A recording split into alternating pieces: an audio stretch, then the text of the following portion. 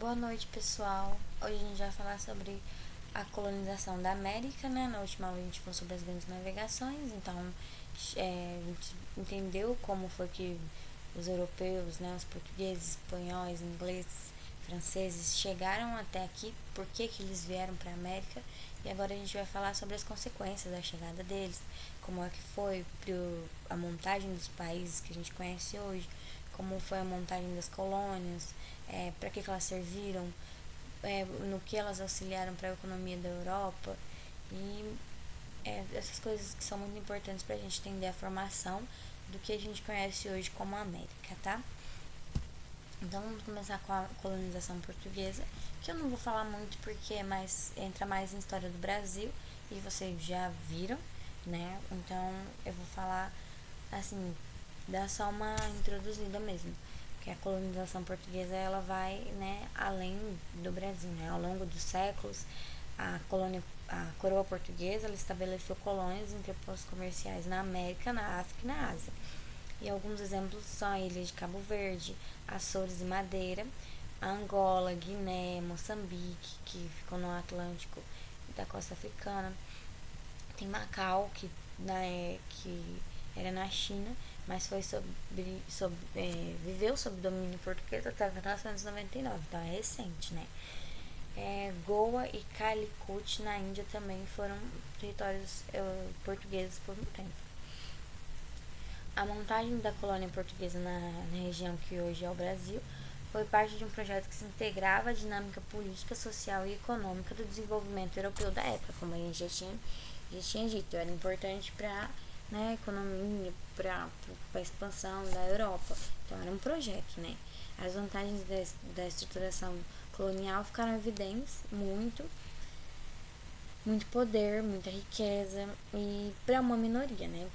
Para os reis absolutistas, para os burgueses, clientelismo, desvantagens limitadas para alguns, opressão e sofrimento, né? Para a maioria. No entanto, a exploração da chamada empresa colonial não se restringiu aos produtos voltados para exportação ou apenas aos interesses metropolitanos. Ao longo de todo o período colonial, houve também uma diversificação econômica e social, com o desenvolvimento de diferentes práticas econômicas voltadas para o consumo interno e para a efetiva ocupação das terras brasílicas. Então, é isso, né? Foi muito importante e foi uma tomada de posse gradativa, porque só apenas 30 anos depois da chegada de Cabral, os portugueses se dedicaram a colonizar realmente o território da América. Antes eles vinham, exportavam um pouquinho de pau-brasil, mas não era nada muito assim significativo para a colonização, né? Então, apenas 30 anos depois da chegada de Cabral, que os portugueses se dedicaram a colonizar o território da América. Aí o comércio português com o Oriente entrou em crise, reduzindo os lucros de Portugal, e além disso as invasões de outros povos europeus ameaçavam, né, a posse da colônia que hoje é o Brasil. Então eles precisavam reagir em relação a isso, né?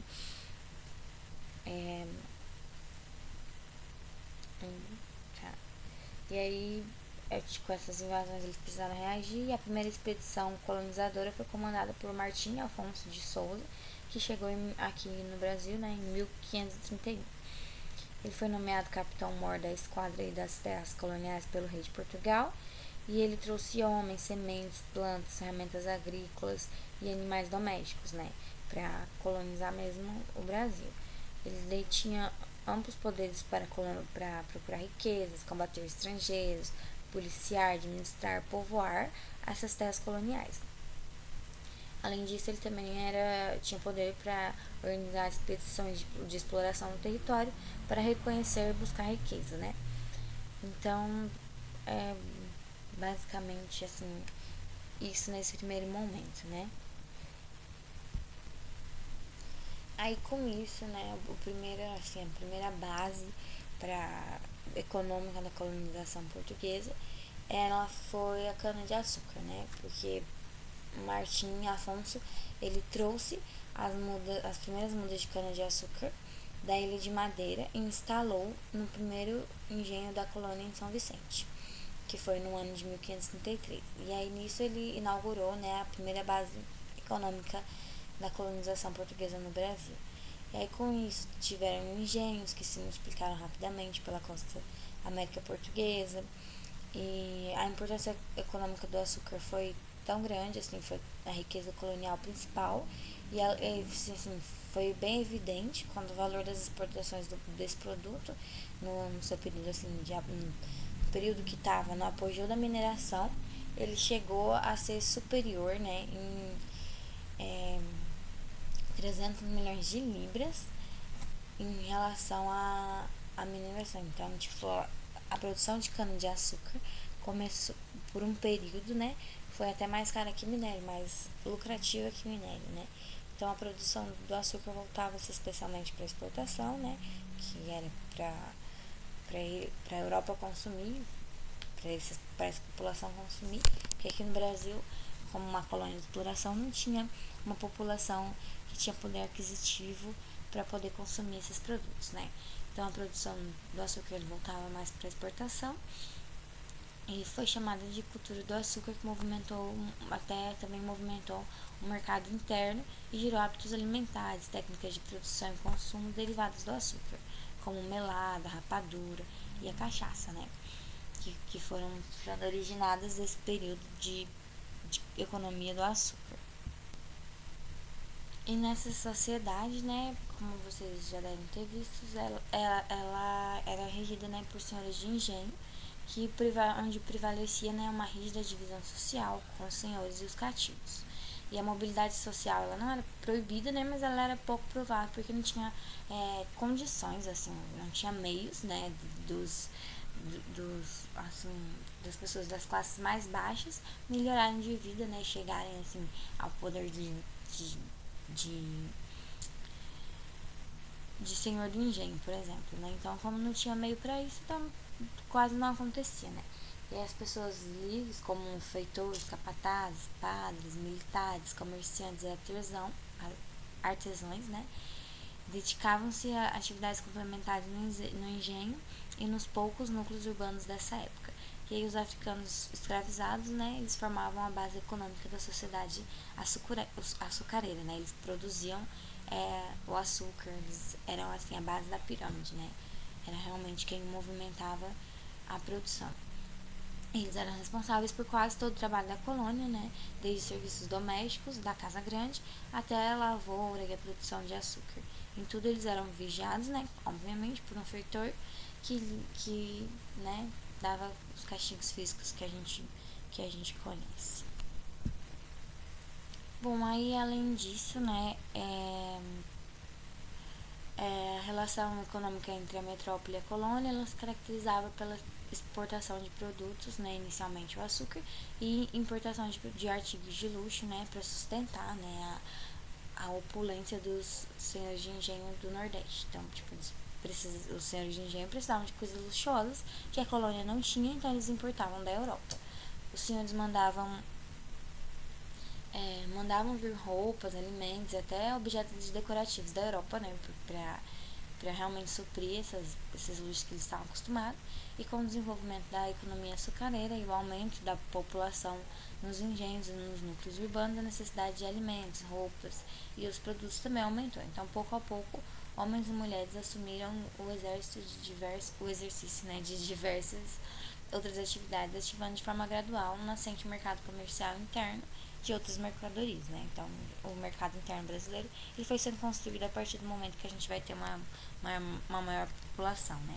Uma população que tinha direito de consumir, né? Porque a gente já tinha bastante escravo nessa época, mas eles não consumiam, então, eles não compravam, né? Eles ficavam como cestos, né? Enfim, eu não vou falar muito sobre a colonização portuguesa, porque ela entra mais na história do Brasil e vocês já viram bem, né? Então agora eu vou partir para a colonização espanhola. Então, sobre a colonização espanhola na América, né, ela se caracterizou pela modificação da estrutura política, econômica e religiosa das sociedades que já habitavam esse território, né?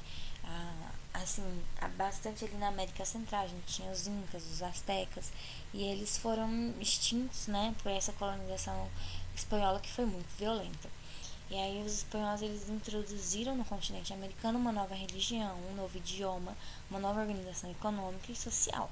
E aí, por sua parte, eles levaram uma série de produtos desconhecidos para a Europa, como a batata, o milho e o chocolate. E além disso, as fronteiras do mundo conhecidas, assim, elas se alargaram, né, e se modificaram para sempre. Então, na colonização espanhola na América, após a conquista, né, era preciso ocupar o território americano, já que os reis eles precisavam dominar mais regiões, mercados, para legitimar a sua existência. E da mesma forma, né, eles procuravam expandir a fé católica. Então, o poder político ele garantia a difusão da fé, enquanto a Igreja Católica legalizava a apropriação dos territórios, né, é, tornava válida essa exploração, tornava válida a Igreja Católica. Ela permitia que os espanhóis, né, chegassem na América e assim dizimassem os povos porque tinham um motivo para isso. E aí a população acabou concordando, né, porque era importante que a coroa tivesse apoio da população para fazer isso. E aí a burguesia, né, como no seu papel, financiava a tomada dos bens alheios em nome do rei. Aí a gente tem a capitulação, que era um instrumento que permitia a execução desses interesses, e nesse documento ficavam estabelecidos os deveres de cada uma das partes que participavam na ocupação do novo domínio. E assim estava, né, especificado detalhes como o capital a ser empregado, as condições básicas de expedição, e se definia quanto de dinheiro seria aportado pela coroa e pelos particulares, né? E a economia das colônias espanholas, elas, assim, ao se estabelecer na América, né, os espanhóis eles se depararam com populações que eram muito organizadas e regidas por leis há muito tempo consagradas. Então, deste modo, além das próprias regras, né, como a encomenda, os colonizadores eles empregaram os costumes locais para aproveitar a mão de obra indígena, como a mita. Então, assim, a encomenda, ela era uma instituição em vigor nos reinos de Castelo e foi adaptada nas Índias, na América, né? A encomenda, ela permitia ao encomendeiro, um fidalgo espanhol, né, a cobrar os tributos na forma de trabalho ou de bens materiais a determinada população indígena. E, em troca, eles evangelizavam, cuidavam e defendiam essa população indígena. Vocês podem ver que é muito injusto, né? Eles chegavam no território que não era deles, que já possuía uma organização, e eles acabavam mesmo com a organização deles, fazia eles pagarem tributos para ter uma suposta proteção, para ter uma evangelização, como se a religião europeia, né, a religião cristã, fosse muito superior e eles estivessem fazendo um favor para os espanhóis, né, ou para os nativos, como se os espanhóis estivessem fazendo um favor para os nativos. E era realmente assim que eles viam, que eles estavam fazendo um favor, evangelizando eles, cuidando deles, defendendo eles, mas na verdade eles só estavam extinguindo a cultura, né, daquela população que já vivia ali. As encomendas elas eram hereditárias, mas elas não eram perpétuas. Os abusos cometidos por muitos encomendeiros levou várias ordens religiosas a protestarem, né, junto ao rei. Então, de fato, a coroa espanhola tentou abolir 50 anos após sua instituição, gerando revolta em vários pontos dos vice-reinos. Também, né, a própria população indígena se rebelou contra esse sistema, como foi o caso da revolta liderada pela indígena Bartolina Cisa na atual Bolívia, né? Só um minutinho. Já a Mita, né, no vice-reino do Peru, principalmente, os colonizadores aproveitaram que a Mita é uma criação inca, a fim de garantir o trabalho dos indígenas para seus propósitos, né? Então, a mita consistia numa prestação de trabalho que a população masculina fazia ao inca. Então, geralmente, tratava-se de ajudar na construção de templos e caminhos, e em contrapartida eles recebiam proteção e oferenda aos deuses. Então, os espanhóis eles usaram essa mesma ideia em todo o território do vice-reino do Peru, e dessa maneira as tribos indígenas eram confinadas às reduções e aí recebiam o catecismo, né, a evangelização. A fim de pagar por esses cursos, deviam realizar a mita. Então, essa geralmente consistia no emprego de parte da população na exploração de minas de prata durante um ano. Embora o trabalho nas minas fosse regulado e deveria ser realizado apenas por 3 semanas, o fato é que as duas condições de trabalho mataram muitos indígenas que foram empregados ali como mão de obra, né? Explorados novamente.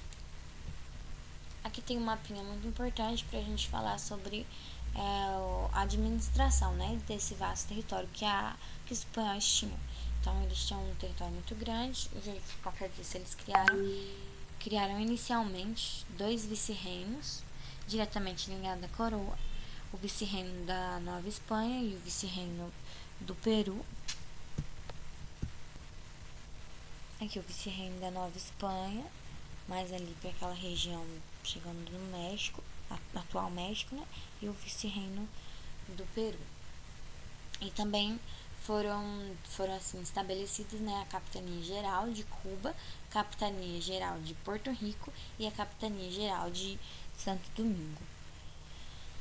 Que é importante ressaltar que esses territórios eram considerados como uma própria extensão do reino espanhol, então daí o nome de vice-reino, né? Eles eram vice-reinos assim, do reino espanhol. Além dessa organização, né, de vice-reino e capitanias, a gente também tem as casas de contratação, que eram responsáveis por registrar todas as pessoas que se dirigiam e se estabeleciam nas Índias, América, e igualmente anotavam as mercadorias, provinham os pilotos de mapas de navegação e ainda exerciam a justiça. Inicialmente tinham sua sede em Sevilha e mais tarde em Cádiz. Além disso, a gente tinha também o Conselho das Índias, que auxiliava o rei a tomar decisões relativas aos seus domínios na América, em termos de justiça, economia e até durante as guerras. Tá? A gente também tinha a Real Audiência, que eram os tribunais de justiça estabelecidos nos vice-reinos e julgavam os crimes cometidos por seus habitantes. Aí a gente tinha, né, os vice-reinos e capitanias gerais. Na verdade, isso aqui tá tudo no mapa, tudo isso que eu tô falando tá no mapa. E os vice-reinos e capitanias gerais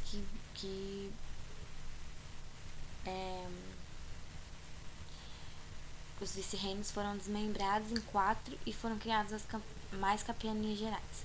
E aí o objetivo era encontrar uma forma de melhorar a administração colonial. Os vice-reinos, eles eram territórios de grande extensão e população, eram os mais rentáveis para a coroa espanhola e estavam governados por um vice-rei. Eram eles o vice-reino da Nova Espanha, Peru, Nova Granada e Prata. As capitanias gerais, elas foram estabelecidas em zonas de maior conflito com a população indígena ou que eram alvos de ataques de piratas. E aí, nisso, a gente tem Guatemala, que hoje em dia é Guatemala, Honduras, El Salvador e Costa Rica. A gente tinha Cuba, Venezuela, Chile, Santo Domingo e Porto Rico. Aí a gente tem alguns cargos políticos, né, nessa América Espanhola, que eram administrados, né, por funcionários nomeados pelo próprio soberano. A gente tem o vice-rei, que era o cargo mais alto dentro dessa estrutura e ocupado por um nobre ou fidalgo, diretamente indicado pelo rei, possuía autoridade máxima e dele dependiam algumas capitanias gerais. O capitão-geral, título utilizado por quem estava à frente das capitanias gerais, governadores, que auxiliavam o vice-rei ou capitão-geral a administrar o território, e os cabildos, né, que eram uma espécie de conselho formados pelos proprietários e homens de destaque da sociedade, inclusive o clero, e se reuniam num edifício do mesmo nome.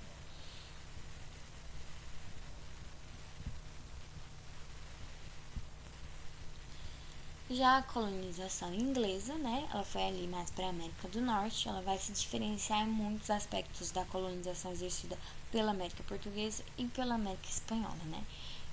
O século XV ele marcou esse desenvolvimento na navegação marítima, que foi utilizada para a expansão econômica dos países europeus. Aí, como a gente já viu, Portugal e Espanha foram os pioneiros, né, em começar essa colonização. E aí, com esse sucesso das expedições marítimas, né, os outros países também foram em busca de colônias, né, como foi o caso da Inglaterra. E aí, no final do século XVI, os ingleses, com a ambição de conquistar novas terras, investiram na construção naval e na política mercantilista, né, de acumular riquezas para o reino. E aí, para isso, eles fundaram companhias de comércio que uniram rei e burguesia para financiar as expedições marítimas e encontrar regiões que pudessem ser colonizadas, assim como Portugal e Espanha fizeram.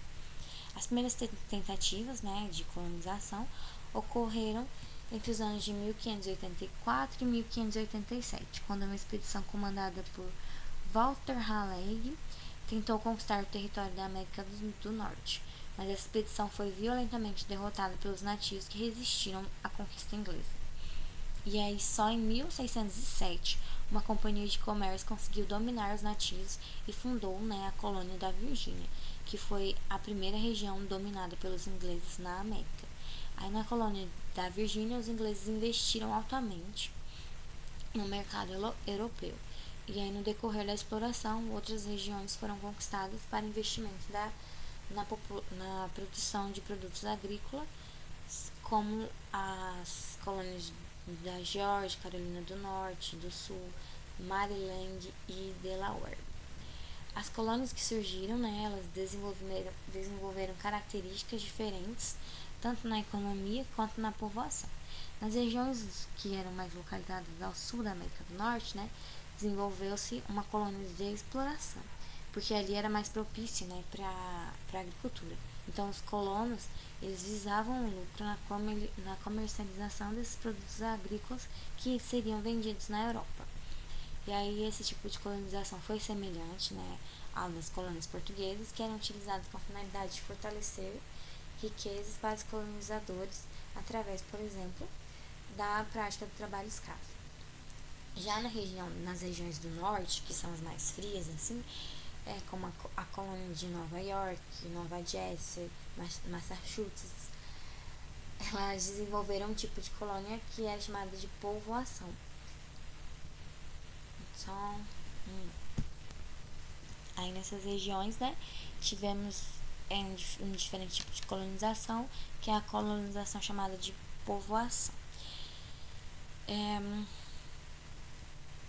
Continuando, né, a intenção dos colonos, né, dessa região não era simplesmente explorar, mas sim fazer dela um novo local para se morar, porque eles também tinham muita população na Europa, então eles também tinham interesse em ter onde morar. Então, como o clima assim do norte da América do Norte, assim, o norte dos Estados Unidos é mais parecido com o da Europa, não era muito propício para essa economia agrícola, então eles viram ali uma oportunidade de morar, né? Então, por isso não houve nas colônias do norte uma participação direta da coroa inglesa, uma vez que essa região, por possuir um clima menos propício para a agricultura, não atraiu a atenção dos comerciantes ávidos por lucro.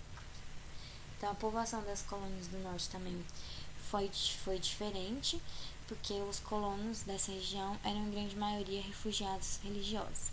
A perseguição da Igreja Católica aos protestantes culminou com a vinda de muitas pessoas para essas colônias, pois existia a possibilidade de um novo mundo com tolerância religiosa. Porque a gente não estudou a reforma protestante ainda, mas com a reforma protestante a Igreja Católica foi perdendo um pouco a força e acabou começou a perseguir mesmo quem não era protestante, né? Então, em 1620, um grupo de puritanos fundou a cidade de Plymouth, né, que ajudou na povoação dessa região. E a colonização inglesa diferenciou-se em muitos aspectos da colonização exercida na América Portuguesa, porque enquanto as britânicas do Sul, por exemplo, desenvolveu-se uma povoação com o objetivo de gerar desenvolvimento econômico voltado para o mercado interno, a colônia portuguesa, né, ela só desenvolveu uma prática mercantilista com a ambição de explorar a riqueza para serem comercializadas no mercado externo.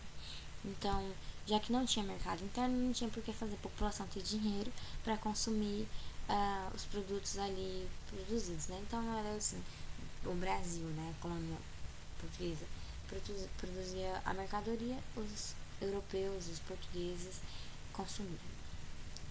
Então, as colônias britânicas do Sul conquistaram mais autonomia política e econômica de sua metrópole, né, enquanto a colônia portuguesa da América tornou-se cada vez mais dependente economicamente do seu país conquistador. Como foi o caso do Brasil, que cada vez mais dependeu de Portugal, enquanto assim, demorou, né, pro Brasil ter sua independência econômica, cultural do seu país colonizador.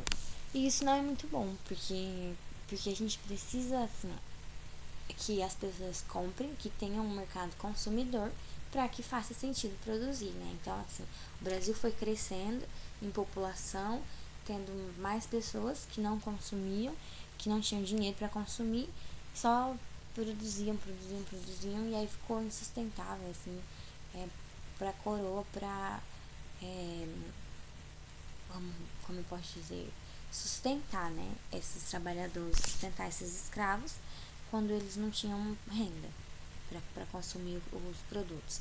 Já a colonização inglesa, além de ter essa questão do povoamento, também influenciou até mesmo na exploração ali no sul, que tivesse um mercado interno, que tivesse pessoas com dinheiro para consumir os produtos. E tudo isso a gente sabe que tem muita interferência, né, em como a gente tem hoje países que foram colônias de povoamento, como Estados Unidos, Canadá, e esses países mais da América Central e aqui da América do Sul que foram colônias de exploração, sabe? A gente via que teve dizimação, assim, da população.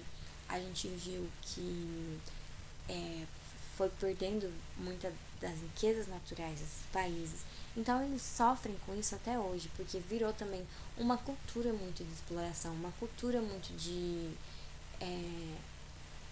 acúmulo de capital na mão de apenas uma pequena parte da população. Então a gente vê que os Estados Unidos, Canadá são países mais desenvolvidos, enquanto a América Central e a América do Sul a gente tem países que sofrem mais, porque a gente tem o acúmulo de riqueza, a gente tem a perca de muita riqueza natural, e isso, né, gera enormes problemas que a gente vê reflexos até hoje. O Brasil sofre com um período de escravidão enorme até hoje, porque não teve reparação histórica, né?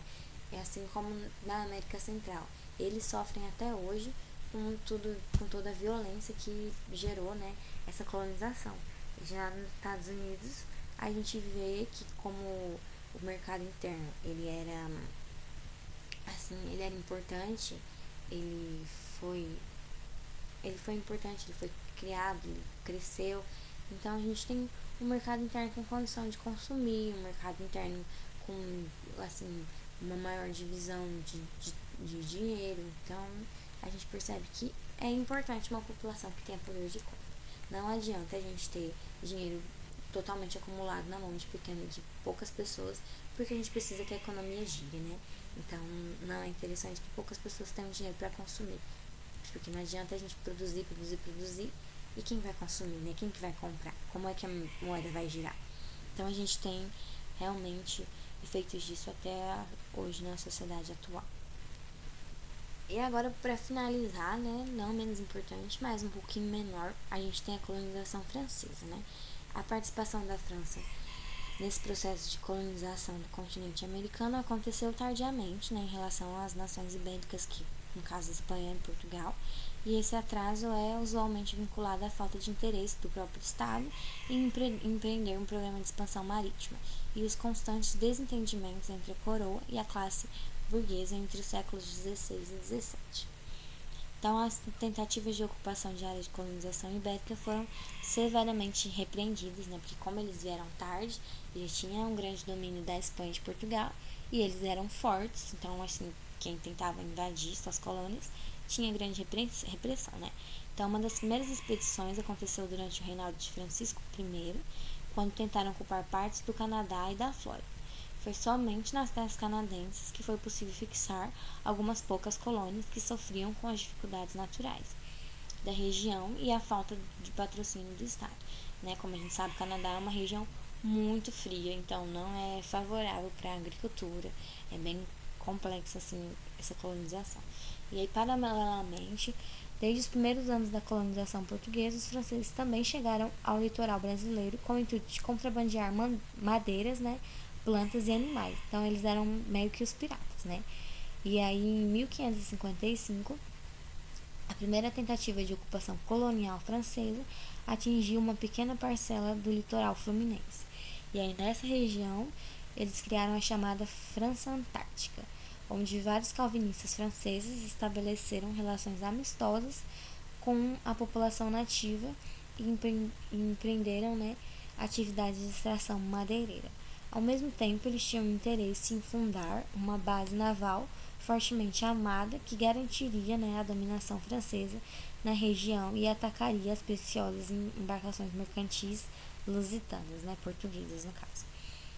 E aí, no entanto, a superioridade das esquadras de Portugal, como a gente viu, Portugal era muito forte, liderado por Mendes de Sá, conseguiu forçar a expulsão dos franceses daquela região.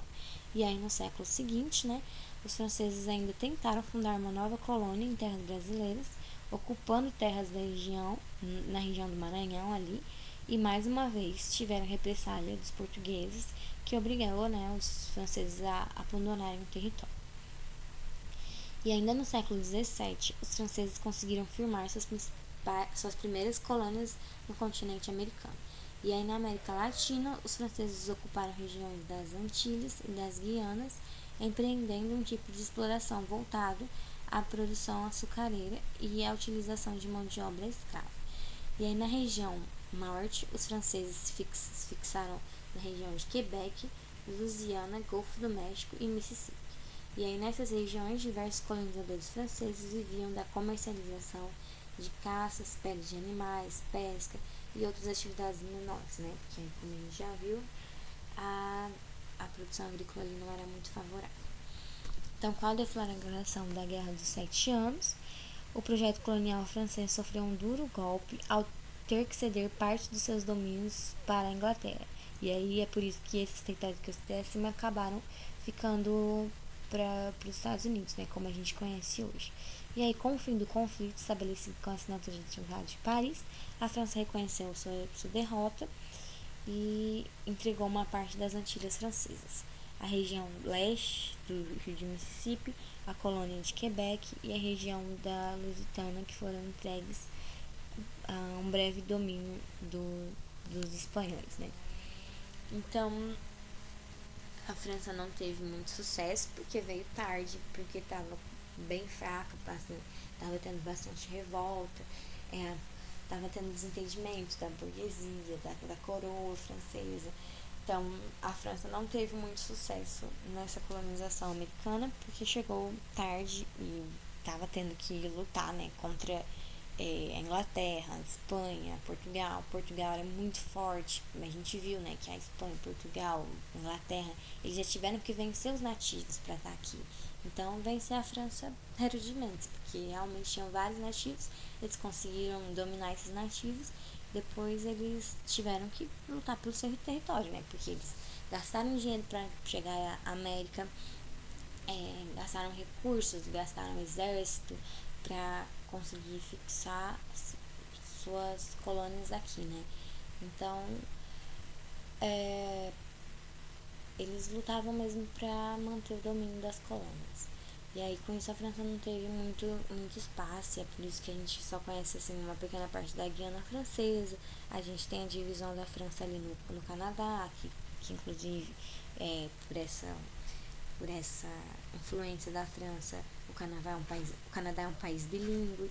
Então, tudo isso foi formando o que a gente conhece hoje como a América, E aí, nesse período, a gente tem várias coisas, A gente tem Revolução Francesa, a gente vai ter a Reforma Protestante, a gente vai ter o início do Iluminismo. E eu vou tentar falar disso tudo na próxima aula. Só que eu achei importante a gente continuar, porque na aula passada eu falei sobre grandes navegações.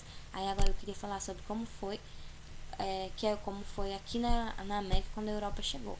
Só que então eu preciso também falar como estava sendo na Europa nesse período, Eu falei como é que foi século XVI, XVII, XVIII aqui na América, como é que foi mais ou menos. E agora na próxima aula eu vou falar como foi esse mesmo período na Europa, que as coisas iam acontecendo, ao mesmo tempo. Então é basicamente isso. A gente falou bastante sobre colonização francesa, portuguesa, inglesa e portuguesa. Então É basicamente isso sobre mesmo a formação do nosso continente como é hoje. Foi bastante violento, como a gente sabe, foi bastante injusto e, obviamente, tem efeitos até os dias de hoje. Então façam bastante exercícios e é isso. Qualquer dúvida podem me perguntar. Boa noite e bom final de semana.